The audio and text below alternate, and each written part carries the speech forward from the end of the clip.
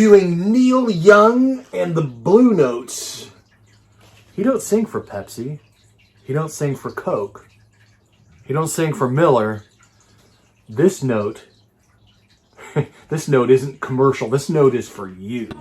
Sing for politicians, he's singing for spuds. That's right, coffee and record review. Yeah, I should be outside mowing the grass, but we're having monsoon rain this morning, as it happens around here in our neck of the woods, the Seattle area. All right, I'm going to get to this record review, and I did some research on this. I picked this up at Daybreak Records for $6, and it sounds great. It sounds amazing. It's in great shape. Played it on the good record player, right? The not reserved for Beat Records techniques that we owned, vintage from the 80s.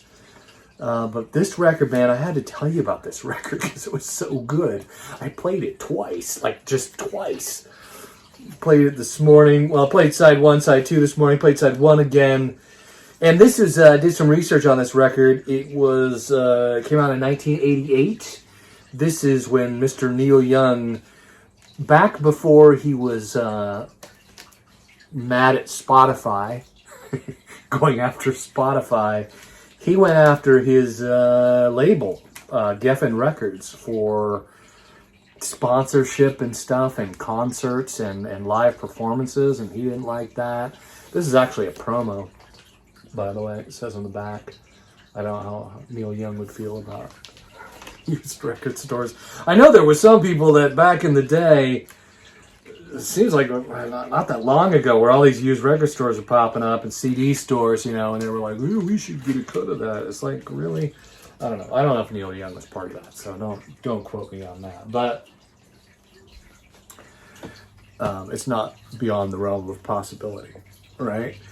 But he, you know, I mean, artists having a say in their creative force that comes out of their being, right? And they create this music, they put it out in the world, and whether it's used for commercial purposes, that should be, and in our country, there's laws around that kind of thing, right?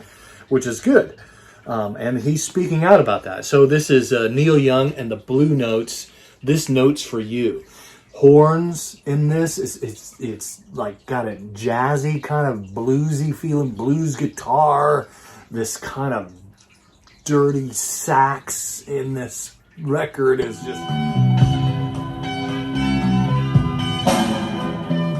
beautiful. I love this record. This is probably, I would put it up there. This is one of my favorite Neil Young records. I'll say it. And I wasn't real familiar with it until I bought this and played it today. I mean, I probably heard it in the past before, but back in the 80s, early 90s, I was more into punk, grunge, hard rock, mostly metal.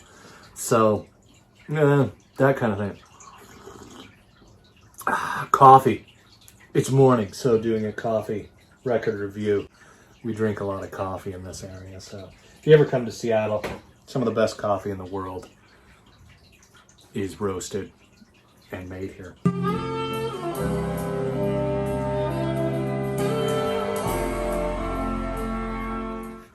This note's for you. This note's for you. Love that attitude. Get what Neil Young is doing, and it's interesting how money comes to play into that, and it got really hard for a while, and I imagine it still is today for artists to make money on recorded, right? I mean, it's getting better with vinyl, CDs making a comeback, but still, recorded music, it just doesn't pay like it used to. I mean, these artists make more money on touring. Now, they also did back in the 80s as well. From the 70s to the 80s, it seemed that the greed level increased and the artists were getting screwed even more. And, us fans took notice. in the late 90s, you know, you started getting these CDs in the mail from AOL and record companies saying, oh, it costs a lot of money to make these little CDs. Well, you know, they're sending to me in the junk mail weekly. So really, right? 10, 15 bucks for a little plastic CD that companies could crank out by the millions, the hundreds of thousands daily. Really? Like, we're not going to notice that as the consuming physical media public.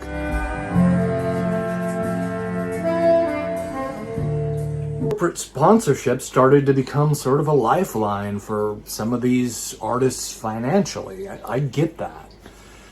This is part of why I think there was this rebellion in the early 2000s with file sharing, honestly. Well, some artists, like Metallica, for example, Lars was pretty ticked off, right? But some artists weren't getting compensated fairly. And, you know, some of us consumers of music, like $15 to buy a CD for one song that I maybe like on that album. And Napster is basically radio quality, you know, like crappy streaming MP3s. You're downloading a few of those or a whole album. Does it sound great? Not really, but right, people took notice, and this shook up the whole recording industry big time. For a reason, though, right? Fans using Napster, for example, because they realize that they're getting screwed by the record companies as well as the artists. Artists speaking out about this, much like Neil Young, right? Much like a lot of artists, Johnny Cash, you know, switching labels. But I get it. Like, I'm not trying to say it's bad for artists to sell their music, to sell products, right? If they believe in the product, you know, there's things like I shared a little bit in the intro there, the coffee I made. Like, it's not product placement. I'm not selling that coffee. There's no link in the description for that coffee, but it's good coffee. I like it. I showed the bag because it's like, it's incredible coffee. I really do like it. You see what I'm saying, right? If you like something, you want to share it. And if you can make some coin off that, that's pretty cool. But sometimes it's a little cringe. I'm not going to lie. You know, Led Zeppelin selling Cadillacs. You know, this was 2000, 2001.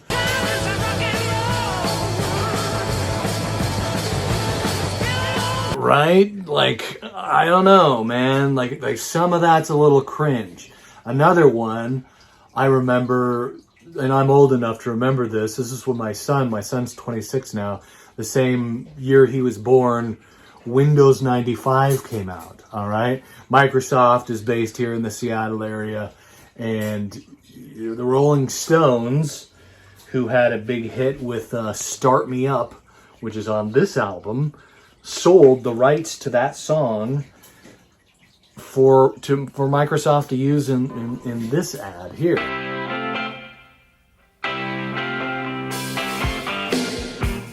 Now, were the boys in the Rolling Stones, like, they really like Windows 95 that much? Like, I don't know, maybe they liked $6 million that much. The Stones at that time, like, they were one of the early pioneers of being able to break that stranglehold record contract and have their own, you know, creative rights and authority over their own music.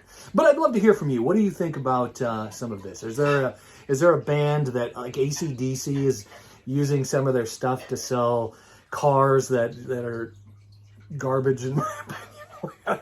I don't know. Like, what about for you? Is there some of this that gets cringy? Like, again, I get it. I'm not trying to be judgy, but at the same time, I get what Neil Young was trying to say with this album. But not just that. It's not just I'm not just doing this review to speak out, although it is controversial. Speaking of controversy, this album is, speaking of someone who loves something that could make some scratch, right? Link in the description. Doing research for this album, it is available on Amazon. It's still in print, so you can actually buy this album. Link in the description below. So, speaking of controversy, but it really is. I totally recommend This is a great album. It's a great piece of music. I think maybe Neil does some of his best work when he's like pissed off a little bit, right? Like I think that's part of the guy's MO, which I appreciate. So my wife's in there like doing dishes, which is great. It's fine. It's Sunday. Coffee, record. If you want to see more, let me know. I'll maybe do some more of these. Sunday morning coffee. I don't go to church anymore, so this is my, this is church. I don't know. Till next time, subscribe, like the video if you enjoyed it. And again, in the comment section, would love to hear from you. Is there rock and roll, especially if you're my age, like I'm Gen Xer, or some of you boomers out there, you know, you start hearing some of that old music and some of these ads. Does it get cringy for you? What do you think about it? Are they selling their soul a little bit for the almighty dollar? Seriously, I'm curious. What do you think about that? I'll talk about some of it on my next live stream. I'm trying to do these on Wednesday evenings, but I don't know. We'll see how this works out. Thanks for watching.